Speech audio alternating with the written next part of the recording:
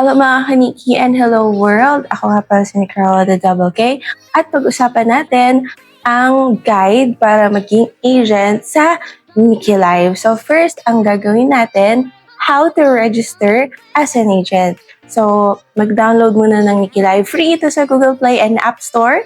Create an account at i-click ang link sa description box. Ngayon, fill in the details and kapag tapos mo na siyang i-fill in, go to your profile, makikita mo ang agency tab once you're done with your registration.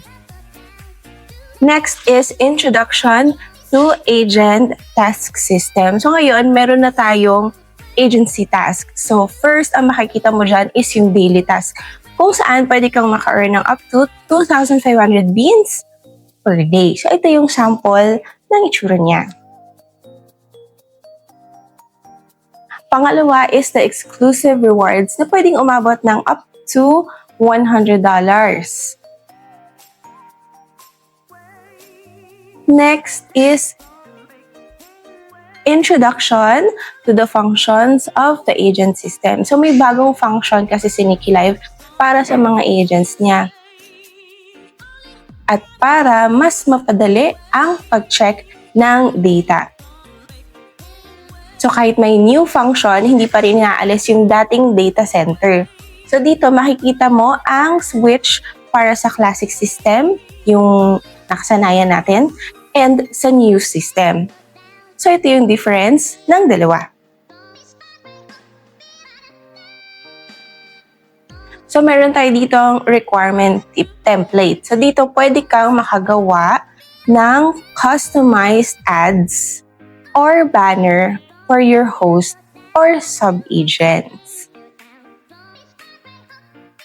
Next, mission reward. So dito, para ma-check ang data ng iyong agency,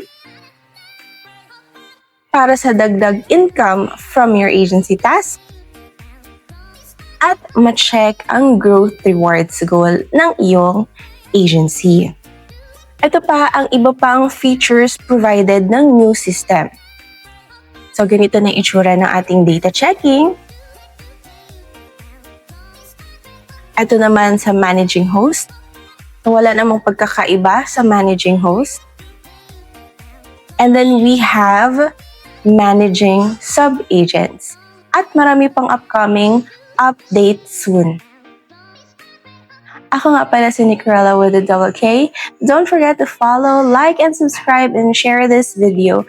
Comment down kung nagustuhan mo ang upcoming opportunity na para sa'yo. See you again next time. Bye!